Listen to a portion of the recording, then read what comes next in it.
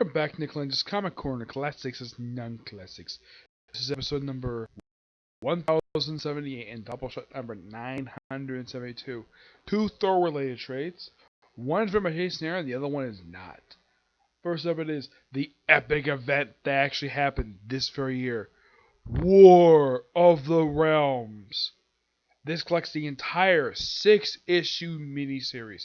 Published from April to July. Yeah, this only lasted for a few months. Making 6 issues. Wasn't it most of the year?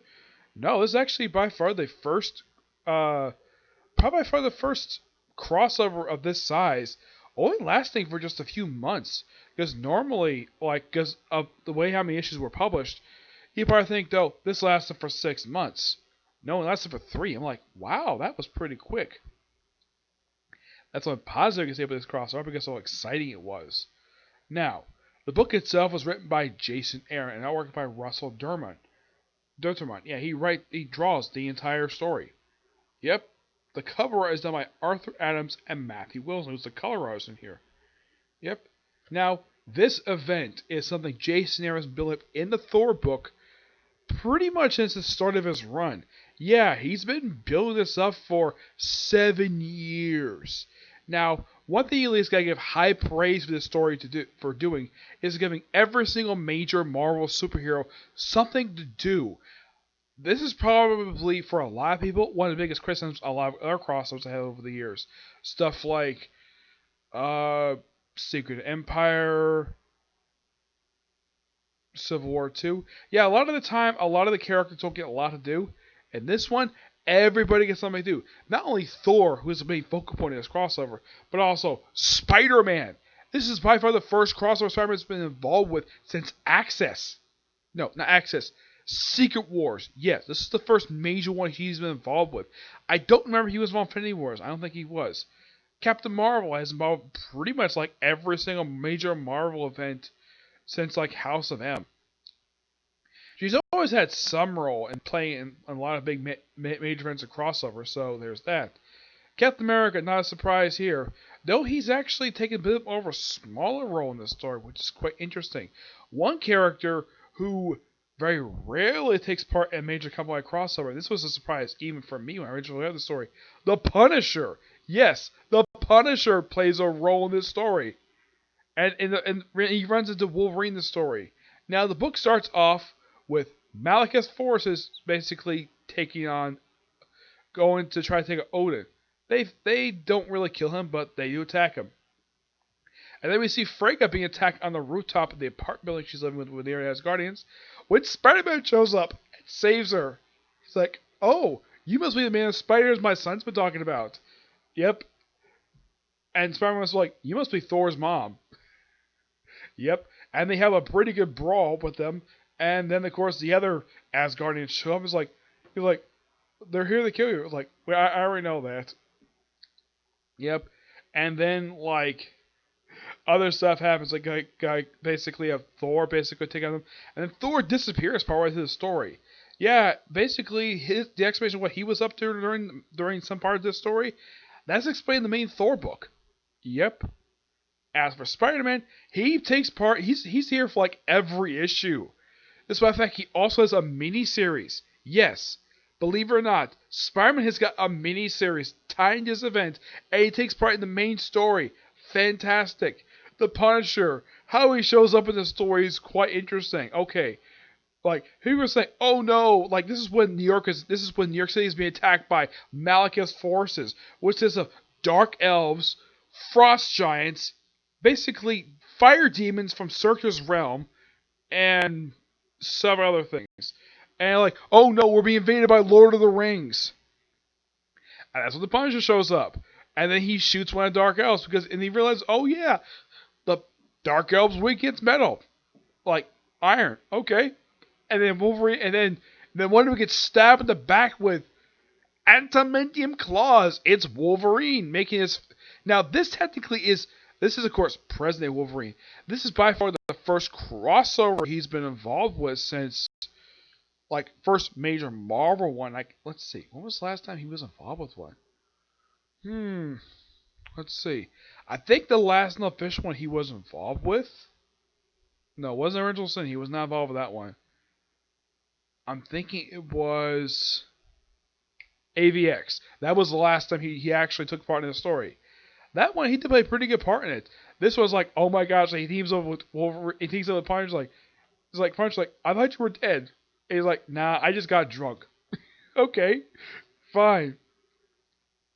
And then later on, Punisher, like, some of the stuff for him is not really explored in here. If you want to read what he was up to, read his Punisher miniseries. That's a tie into this particular event, which leads into another miniseries featuring the Punisher, which is really good, called Punisher Kill Crew. I'll talk about that in a minute. And when he pops up again in the story, he basically just goes to the realm, goes to where the light elves are, and he's like, "Hey, you want to kill some dark elves? And I have some weapons that can take them out, and this is their weakness, iron. And what does it give them? Freaking guns! Elves using guns! Awesome! Yeah, who would ever expect light elves to use freaking machine guns? I mean, why not? Dark elves are weak against these things, so why not? And I love the fact that Daredevil, yeah, you can see in the cover, he plays a role too. Yeah, the whole thing with him, like Heimdall, he got blinded in the storyline Death of the Mighty Thor by Mogog, and he's still blinded. So they need somebody to take over. Daredevil's like, I'll do it.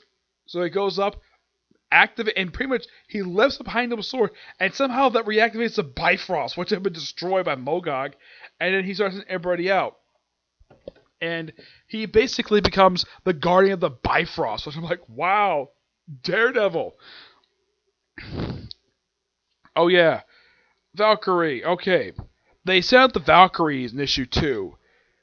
They get wiped by Malekith's forces, and then Brunhilde, the main Valkyrie, the one who's been a focal point in the Marvel Comics since the 70s, she gets killed by Malekith. My guess is with her death, that's probably what caused the in-story the end of the Asgardians of the Galaxy. Yep, she gets killed in issue 2. So I'm like, wow, they kill off Valkyrie. Okay. We also have Luke Cage and Iron Fist taking part in this story, and they get a chance to ride some Pegasus, which I thought was really awesome. And the whole thing with the Avengers, if you want to explore what's going on with them, and this Avengers Mountain, read the Avengers tie-in. Yeah. It's like, okay, they don't really explain this trade, but I don't remember in the original story, they actually, this is where editorial notes, like, if you want to know what happened with what's going on in Avengers Tower, read, like, they even have a list. It's not in this one here, it's actually in the tie-in one, where they have, like, all the, here it is right here, all the other, like, trades that collect this whole story. You have the one I got right here.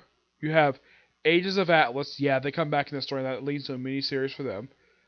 You have War of the Realms, Spider-Man / Daredevil, Punisher, Uncanny X-Men, and Strike Force.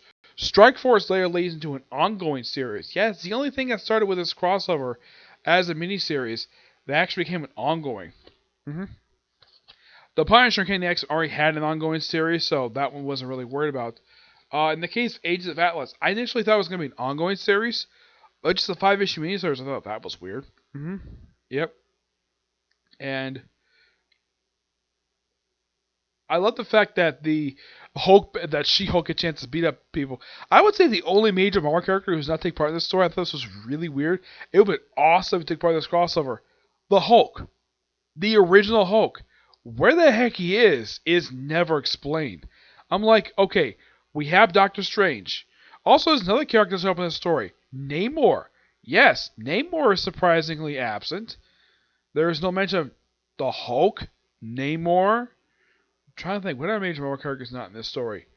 The X-Men, if you want to know what they're up to, why they're not in the main story, their story is told in the Uncanny X-Men miniseries that's tying into War of the Realms. I even like the fact some of the more minor, that some of the more not very known characters outside Marvel Comics get a chance to play a role in the story, which of course was really, really good. I thoroughly enjoyed it. Oh yeah, in case you're wondering, how the heck is Malekith defeated? Well, because he's a Thor villain, he's defeated by Thor. But not just the present-day Thor. They bring back the young Thor, which is the first time he's been seen since, I think he did show up in the Death of Mighty Thor story as a flashback, but that was pretty much it. He also popped up in the Generations one-shot. We have King Thor, and we have Jane Foster briefly coming Thor again. Yeah, she plays a big role in this story. I mean, Jane Foster. Okay, this is by far the first time I can think this has happened for Jane Foster, where she's taken part in an actual Marvel comic crossover. Because this, as far as I can tell, the first time this has ever happened, where she plays a vital role in the story. Heck, she becomes briefly the All-Mother. Oh yeah, what's Tony Stark up to? Well, he teams up with the dwarves to make some armors. And he gives them a bunch of armors. He gives Odin armor too. And when they show him off, it's like, here's Odin, the Iron All-Father. And he uses to go free his wife, who's basically briefly the guardian of the Black Bifrost. Excuse me. Yep. Because, well, Malekith blocked all access to the Bifrost, so he uses a Black Bifrost, which is something that was set up in the pages of Death of the Mighty Thor. Yep. And he eventually is killed. Eventually is defeated by the Thors, and he also was eaten by wild animals. Yes, Malekith is finally killed. This by far is a really good event, and I love this miniseries. It's purely fantastic. I give this book roughly a 10 out of 10. Surprisingly, even Deadpool plays a role in the story. Yes, Deadpool, a guy who has played a role in some of the other major events. But yeah, this is like, he did play a small role in Secret Empire. He did play a role in Civil War too. I'm happy the fact he's in War Realms, which makes it really amazing. Next up is a tie-in miniseries to Journey. This is Journey. This is Journey. War of the Realms: Journey into Mystery.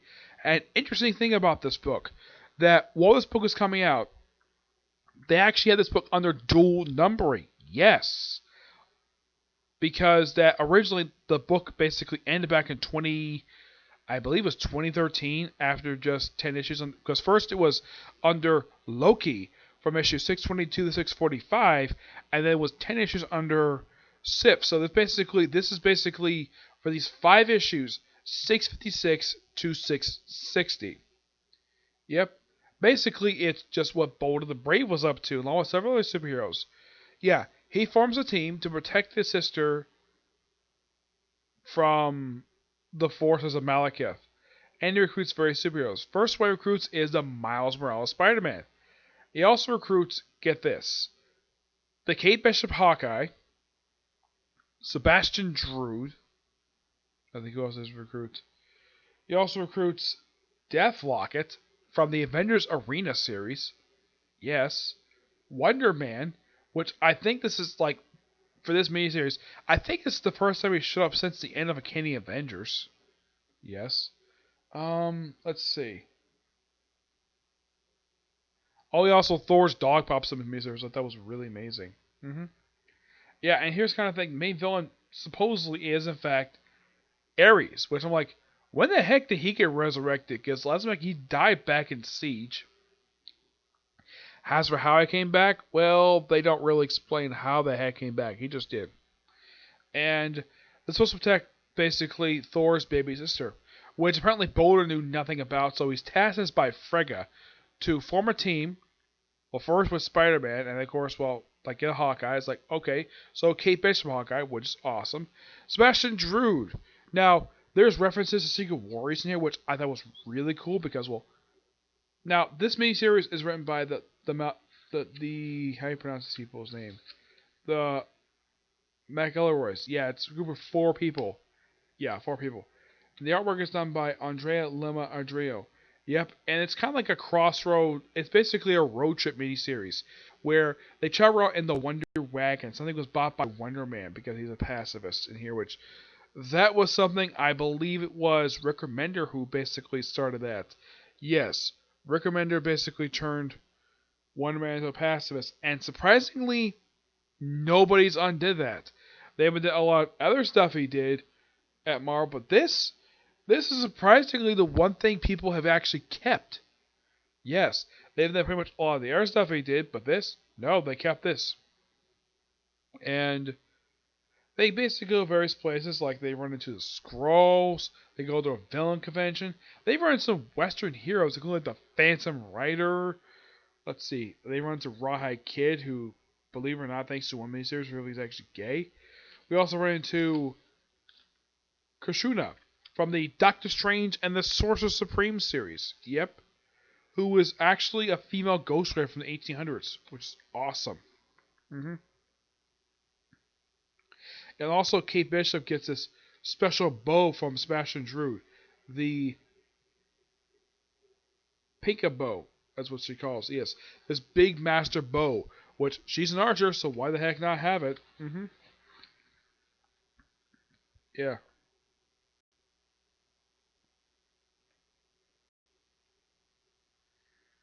Yeah, and I love how Ares looks in here. He looks really cool in this artwork. I got hands to the artist. Basically, look at how the way he's been depicted since like Civil War Two, Civil War One. Mm-hmm. Yep. So, thing with the scrolls, and then we have a Western Hero. Yeah, the Western Heroes issue. Yeah, every issue they went to someplace else. First it was the Scroll Town, then it was the Western Heroes, which consists of, besides the Phantom Rider. Let's see. Yeah, here he is, the Phantom Rider. Yep.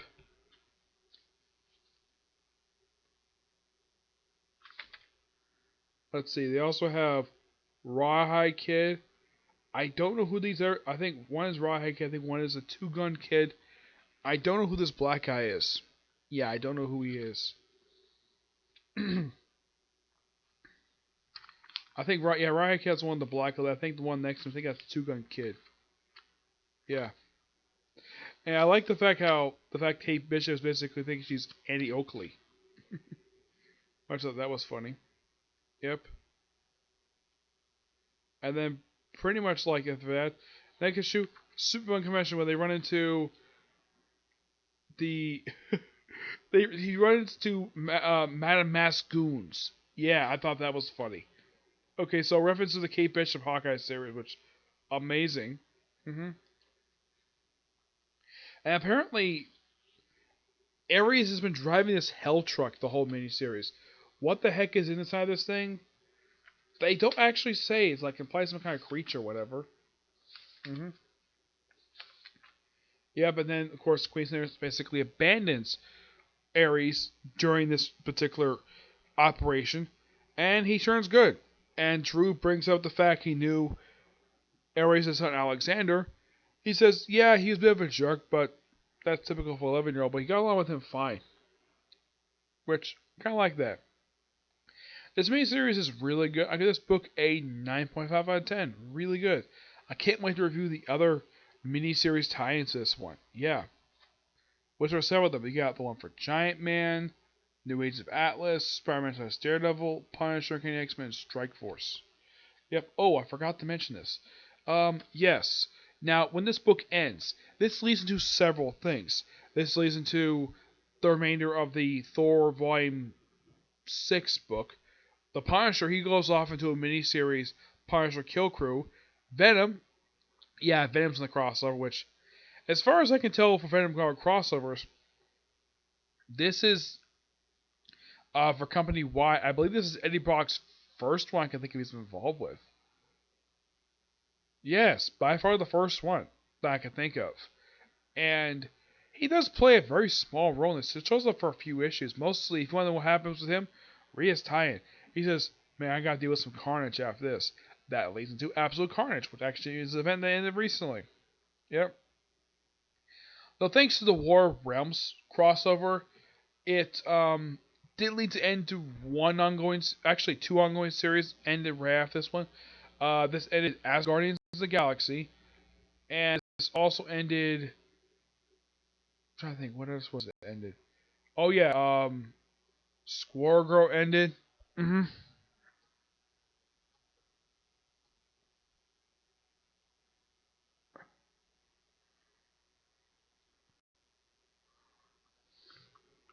Yeah, Squirrel ended like not long after this crossover ended. Yeah, so like normally they would end series basically with the crossovers. Yeah, not many ended. I mean, Tony Stark Iron Man's going to end really soon. They ended Champions not long after this crossover. Deadpool, basically, the current volume ended. And that's basically it. Yeah, a few series ended either with this crossover or basically ended not long after. The only ones ended with crossover was as Guardians. The only one ended like not long after this was Champions, Deadpool, though got relaunched. Moon Going Devil Dinosaurs ended. Superior Spider-Man, Unbeatable Squirrel Girl, and that's it. These two books ended. Though basically, this did launch a few series that come right after that. Like there's the Jane Foster's Valkyrie series, which is still going really strong, done by Jason Aaron and Al Ewing. Really good series. Loki got a brief ongoing series. It got canceled after 5 issues. Strike Force got an ongoing series, continuation of the Strike Force miniseries from Secret Wars. Agents of Atlas got a miniseries. And Punisher got a miniseries afterwards. So yeah, a few things to watch after this. Basically, roughly about 3 miniseries and like 2 ongoing. So miniseries, Agents of Atlas, Punisher Kill Crew. Ongoing series, Loki, Valkyrie, Strike Force. I think that's it. Yep. So yeah, does the transmission anything afterwards? Not really, no. Though a lot of the characters do go back to their own books afterwards. But yeah, both books really good. Can't wait to review the rest of the crossover when it gets hands on the rest of the trades. Okay. So yeah, that's it for this particular review. I might have time to do one more review today, and that next review will be a review of the newest episode of One Piece. Okay. See you next review. Bye.